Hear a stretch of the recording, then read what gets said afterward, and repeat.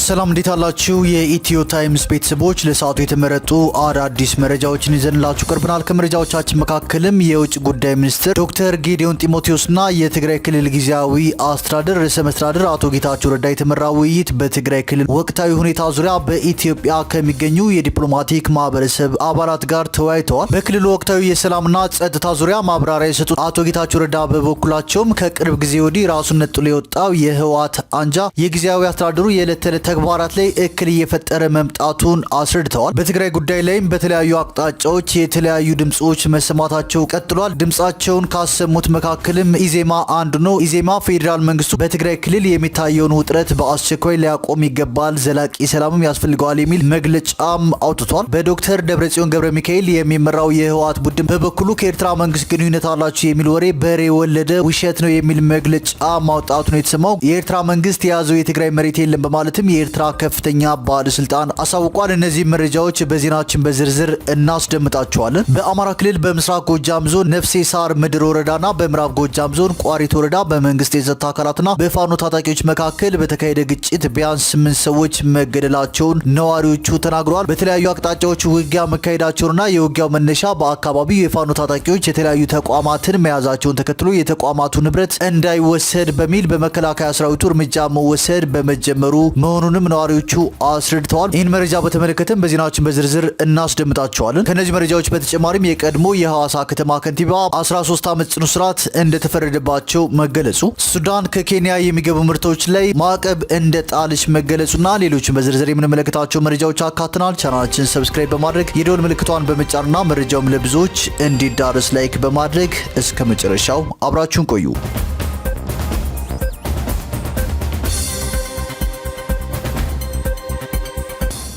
ወደ መጀመሪያው መረጃችን ስናልፍ በትግራይ ክልል ወቅታዊ ሁኔታ ዙሪያ ከዲፕሎማቲክ ማህበረሰቡ ጋር ውይይት እየተካሄደ ነው። የውጭ ጉዳይ ሚኒስትር ዶክተር ጌዲዮን ጢሞቴዎስና የትግራይ ክልል ጊዜያዊ አስተዳደር ርዕሰ መስተዳድር አቶ ጌታቸው ረዳ የተመራ ውይይት በትግራይ ክልል ወቅታዊ ሁኔታ ዙሪያ በኢትዮጵያ ከሚገኙ የዲፕሎማቲክ ማህበረሰብ አባላት ጋር እያካሄደ ነው። በመድረኩ ዶክተር ጌዲዮን ጢሞቴዎስ ራሱን ነጥሎ የወጣው የህወሓት አንጃ የፕሪቶሪያውን ስምምነት ሙሉ ለሙሉ እንዳይተገበር እንቅፋት መሆኑን ገልጸዋል። በተጨማሪም ምርጫ ቦርድ ጠቅላላ ጉባኤ አካሄድ የሰጠውን መመሪያ አለመቀበሉን አስረድተዋል። የፌዴራል መንግስት የፕሪቶሪያው ስምምነት ሙሉ ለሙሉ እንዲተገበር እየሰራ መሆኑን የገለጹት ሚኒስትሩ መንግስት የክልሉን ወቅታዊ ሁኔታ በጥሞና እየተከታተለ ነው ብለዋል። ዓለም አቀፉ ማህበረሰብም በክልሉ የተፈጠረውን ችግር ለመፍታት አስፈላጊውን እገዛ እንዲያደርግ ጥሪ አቅርበዋል። በክልሉ ወቅታዊ የሰላምና ጸጥታ ዙሪያ ማብራሪያ የሰጡት አቶ ጌታቸው ረዳ በበኩላቸው ከቅርብ ጊዜ ወዲህ ራሱን ነጥሎ የወጣው የህወሓት አንጃ የጊዜያዊ አስተዳደሩ የዕለት ተዕለት ተግባራት ላይ እክል እየፈጠረ መምጣቱን አስረድተዋል። ዓለም አቀፉ ማህበረሰብና የፌዴራል መንግስት በክልሉ ዘላቂ ሰላም ግንባታ ያላቸውን ሚናም አጠናክረው እንዲቀጥሉም ጥሪ አቅርበዋል። በተለያዩ አቅጣጫዎችም በትግራይ ጉዳይ መግለጫዎች እየተሰጡ ነው። መግለጫ ከሰጡት አካላት መካከልም ኢዜማ ይገኝበታል። የኢትዮጵያ ዜጎች ለማህበራዊ ፍትህ ኢዜማ ፌዴራል መንግስቱ በትግራይ ክልል የሚታየውን ውጥረት በአስቸኳይ ሊያስቆም ይገባል፣ ዘላቂ መፍትሄ የሚያስፈልገዋል የሚል መልእክትም በመግለጫው አሳውቋል። የኢትዮጵያ ዜጎች ለማህበራዊ ፍትህ ኢዜማ ከፕሪቶሪያው ስምምነት መፈጸም በኋላ አንጻራዊ ሰላም እየታየበት የነበረው የትግራይ ክልል ሁኔታ ፌዴራል መንግስቱ በፕሪቶሪያ ስምምነት መሰረት ታጣቂ ኃይሎችን ትጥቅ የማስፈታት ኃላፊነቱን በአግባቡ ባለመወጣቱ አካታች የሆነ ጊዜያዊ የሽግግር መንግስት አለመመስረቱን ተከትሎ ህወሓት የእርስ በርስ ፍትጊያ ውስጥ ገብቶ በትግራይ ክልል ውጥረት መንገሱን ይገነዘባል። በእርግጥ ሁኔታ እንዳይፈጠር በመስጋት የፕሪቶሪያ ስምምነት በአግባቡ ተተግብሮ ዘላቂ ሰላም እንዲሰፍን ደጋግመን ያቀረብነውን ማሳሰቢያ ሳይሰማ በዝምታ ያለፈው ፌዴራል መንግስቱ አሁን ለተፈጠረው ቀውስ ድርሻውን መውሰድ እንዳለበትም ሊያውቅ ይገባል ሲል ኢዜማ ማሳሰቢያ ሰጥቷል። ኢዜማ አስከትሎም በፓርቲው የውስጥ ጉዳይ ላይ የትኛውን ማስተያየት የመስጠት ፍላጎቱ የለውም። ሆኖም በህወሓት ውስጥ የተፈጠረውን የውስጥ የስልጣን ሽኩቻ ተከትሎ በክልሉ የታጠቁ ኃይሎች እየሄዱበት ያለው ግትር ግጭት ቀስቃሽ ህገወጥ እንቅስቃሴ ግን በጠቅላላው እንደ ሀገር በተለይ ደግሞ በትግራይ ክልል ውስጥ በሚገኙ ንጹሃን ዜጎች ላይ የሚያመጣውን ምጣኔ ሀብታዊ፣ ማህበራዊ ብሎም የሰላምና የደህንነት አስከፊ አደጋ በቅጡ እንረዳለን፣ ያሳስበናልም በማለት ኢዜማ መግለጫ አውጥቷል። ይህ በእንዲህ እንዳለም ከኤርትራ መንግስት ግንኙነት አላቸው የሚል ወሬ በሬ የወለደ ውሸት ነው በማለት በዶክተር ደብረጽዮን ገብረ ሚካኤል የሚመራው የህወሓት ቡድን አሳውቋል። የኤርትራ ከፍተኛ ባለስልጣን በበኩሉ የኤርትራ መንግስት የያዘው የትግራይ መሬት የለም ማለቱ ተሰምቷል። ጉባኤ ያካሄደው የህወሓት ምክትል ሊቀመንበር አማኑኤል አሰፋ በትግራይ መፈንቅለ መንግስት ተካሂዷል የሚባለው ፍጹም ውሸት ነው፣ ህወሓት በጊዜያዊ አስተዳደሩ ያለውን የስልጣን ድርሻ ከማስተካከል የዘለለ አንዳች የወሰደው እርምጃ የለም ብለዋል። ህዝቡን በተዛባ ወሬ ወደ አላስፈላጊ ውዥንብር በማስገባት መሬት ላይ በሌለ ግጭት ውጥረት ውስጥ ማስገባት ኃላፊነት ከሚሰማው ፖለቲከኛ የሚጠበቅ አይደለም ሲሉም ተናግረዋል። ህዝቡ የሚያሰጋ ነገር በሌለበት ሁኔታ ገንዘብ ከባንክ ለማውጣትና አስቤዛ ለመግዛት መሯሯጥ አይገባውም ሲሉም ገልጸዋል። በትግራይ ክልል ባለው ሁኔታ ነዋሪዎች ጦርነት ይቀሰቀሳል በሚል በስፋት ከባንክ ገንዘብ እያወጡ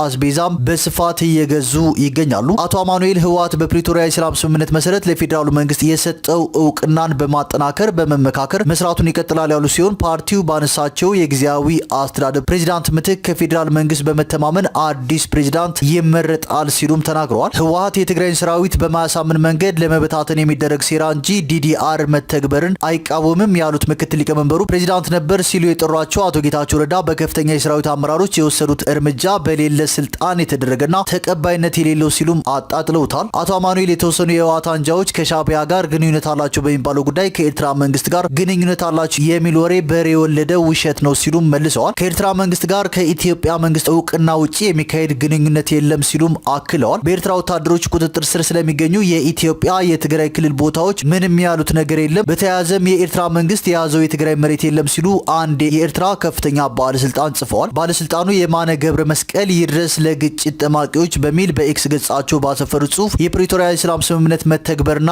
አለመተግበር የኢትዮጵያ የውስጥ ጉዳይ እንጂ ኤርትራን አይመለከታትም ብለዋል። የህወሓት መከፋፈል ኤርትራን አይመለከትም ያሉት ባለስልጣኑ የትግራይ ህዝብ የውስጥ ሰላም እንዲበጠበጥ ኤርትራ ምንም አይነት ፍላጎት የላትም ብለዋል። የተለያየ የፖለቲካ ሀሳብ ያላቸው የኢትዮጵያ ፖለቲከኞች የቀይ ባህርን አጀንዳ እንደ አዲስ በማቀጣጠል የአፍሪካ ቀንድን ለሌላ ተጨማሪ ውጥረት ከማስገባት እንዲቆጠቡ በማለትም ባለስልጣኑ በኤክስ ገጻቸው ባሰፈሩት ጽሁፍ አሳስበዋል። ባለስልጣኑ ይህን ይበሉ እንጂ የኤርትራ ሰራዊት በኢትዮጵያ የትግራይ ድንበር አካባቢ በርካታ ቦታዎችን ይዞ ይገኛል። በርካታ በትግራይ ምስራቃዊ፣ ማዕከላዊ፣ ሰሜን ምዕራብ ዞን የሚገኙ ቀበሌ ገበሬ ማህበራት በኤርትራ ወታደሮች ቁጥጥር ስር እንደሚገኙም በተደጋጋሚ ተገልጿል።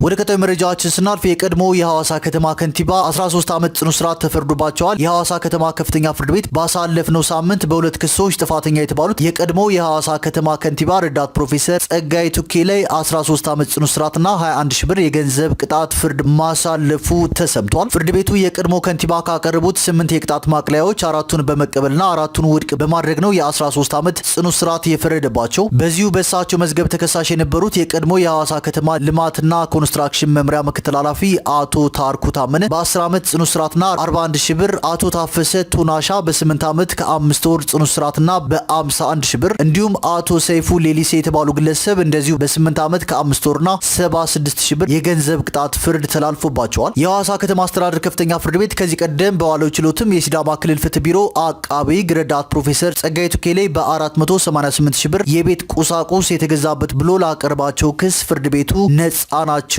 ብሏቸው ነበር። ነገር ግን ስልጣንን ያለ አግባብ በመገልገል በአጠቃላይ 97,088,965 ብር ያለ አግባብ እንዲባክን አድርጓል በሚል በክልሉ ዋና ኦዲት መስሪያ ቤት ግኝት መነሻ የቀረበባቸው ክስ በኦዲትና በሰው ማስረጃ መረጋገጡን በመግለጽ በተጨማሪም ያልተገባ ጥቅም የማግኘት ወንጀል ክስ ቀርቦባቸው የጥፋተኝነት ውሳኔ አስተላልፎ ነበር። ፍርድ ቤቱ ዛሬ በዋለው ችሎት ተከሳሽ ረዳት ፕሮፌሰር ጸጋይ ቱኬ ስልጣንን ያለ አግባብ በመጠቀም በአጠቃላይ 97,088,965 ብር የመንግስት ገንዘብ እንዲባክን አድርገዋል፣ እንዲሁም 260 ሺህ ብር ያልተገባ ጥቅም አግኝተዋል በሚል ለሁለቱም ወንጀል ክሶች ተከሰው ከታሰሩበት ቀን ጀምሮ በሚቆጠር በድምሩ 13 ዓመት ጽኑ እስራትና 21 ሺህ ብር ቅጣት ውሳኔ ተላልፎባቸዋል።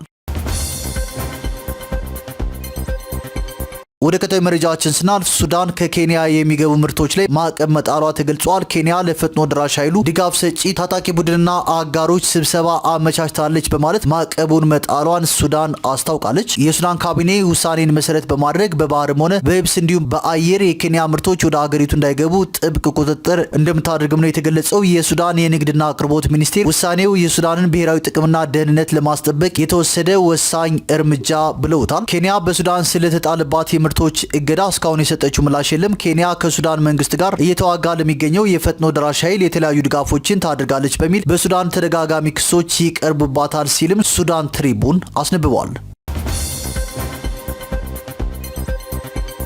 ወደ ቀጣዩ መረጃችን ስናልፍ በምስራቅና ምዕራብ ጎጃም ዞን በተካሄደ ግጭት ቢያንስ 5 ሰዎች መገደላቸው ተገልጿል። ለደህንነታቸው በመስጋት ስማቸው እንዳይጠቀስ የጠየቁ ነዋሪ በምስራቅ ጎጃም ዞን ነፍሴ ሳር ምድር ወረዳ መርጦ ለማርያም ከተማ ዙሪያ ደብረ መድኃኒት በተባለች ስፍራ ከሰኞ መጋቢት 1 ቀን 2017 ዓ.ም ጀምሮ ለተከታታይ 3 ቀናት በሁለቱ አካላት መካከል በተካሄደ ግጭት በትንሹ 5 ሰዎች መገደላቸውን ተናግረዋል። በተለያዩ አቅጣጫዎች ነው ውጊያ ስናካሄድ የነበረው ያሉት ነዋሪው የውጊያው መነሻ በአካባቢው የፋኖ ታጣቂዎች የተለያዩ ተቋማትን መያዛቸውን ተከትሎ የተቋማቱ ንብረት እንዳይወሰድ በሚል በመከላከያ ሰራዊቱ እርምጃ መወሰድ በመጀመሩ መሆኑን አስረድተዋል። መከላከያ የፋኖ ታጣቂዎች የተቋማትን ንብረቶች ሊወስድና ሊጠቀምባቸው ይችላል የሚል ፍራቻ ነበረውና ከባድ የተኩስ ልውውጥ ሲካሄድ ነበር ብለዋል። በዚህም በርካታ የተቋማት ንብረቶች ከመርጦ ለማርያም ዙሪያ ካሉ የገጠር ቀበሌዎች ወደ ከተማዋ ሲጓጓዙ መመልከታቸውን ገልጸዋል። አያይዘውም ዲሽቃን ጨምሮ በብሬልና ስናይፐር በመሳሰሉ መሳሪያዎች ታግዞ ተካሄደ ባሉት ውጊያ ደብረ መድኃኒት በተባለች ስፍራ 5 ሰዎች በተባራሪ ጥይት ተመተው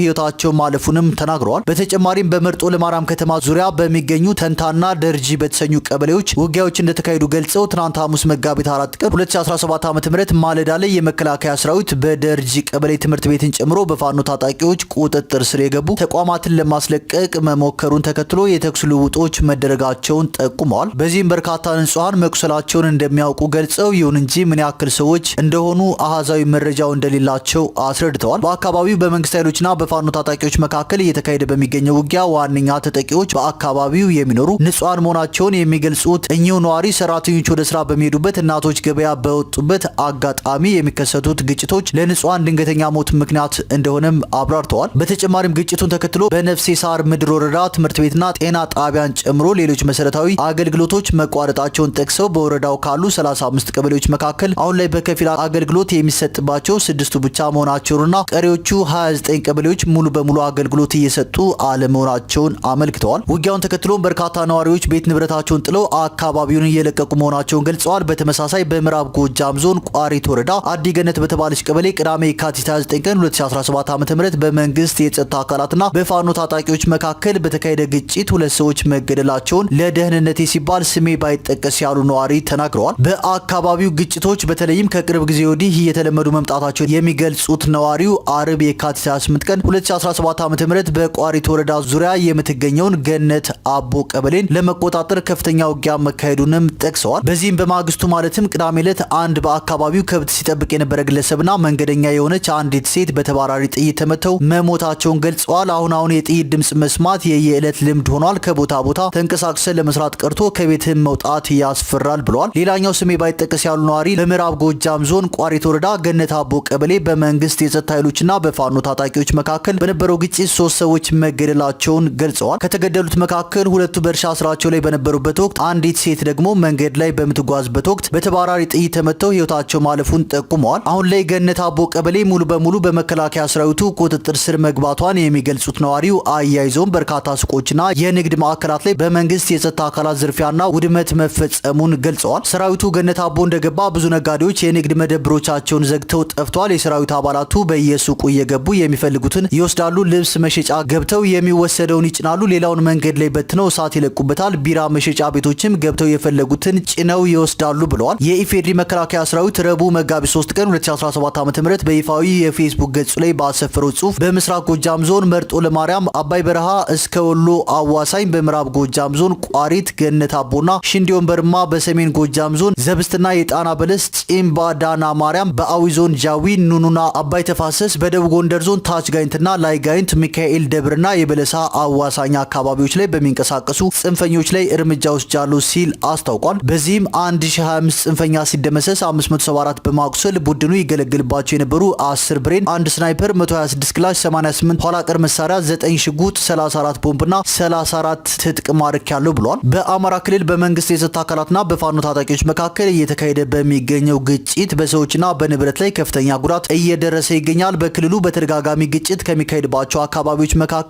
አንዱ በሆነው ምዕራብ ጎጃም ዞን በተለያዩ ወረዳዎች ላይ በርካታ ንጹሃን ሰዎች ህይወት አልፏል። ለአብነትም በዞኑ ጃቢ ጠህናን ወረዳ ጅማት እንቆቅማ ቀበሌ አርብ ጥር 23 ቀን 2017 ዓ.ም በመንግስት የጸጥታ ኃይሎችና በፋኖ ታጣቂዎች መካከል በተካሄደ በከባድ መሳሪያ በታገዘ ውጊያ የ14 ዓመት ታዳጊና መነኩሴን ጨምሮ 4 ሰዎች መገደላቸውን ነዋሪዎችን ዋቢ በማድረግ አዲስ ስታንዳርድ ዘግቧል። በተመሳሳይ ጥር 12 ቀን 2017 ዓ.ም በክልሉ በምዕራብ ጎጃም ዞን ዞን ቋሪት ወረዳ ሸባ በተባለች ቀበሌ በእርሻ አውድማ ላይ የነበሩ 11 ሰዎች በመንግስት የጸጥታ አካላት መገደላቸውን መዘገባችንም ይታወሳል። በተጨማሪም ህዳር 22 ቀን 2017 ዓ.ም በዞኑ ደጋዳሞት ወረዳ ፈረስ ቤት ከተማ በፋኖ ታጣቂዎች ለ2 ወር ታግተው ከነበሩ 97 አመራሮች መካከል 37 የወረዳና የቀበሌ አመራሮች መገደላቸውም ተገልጿል።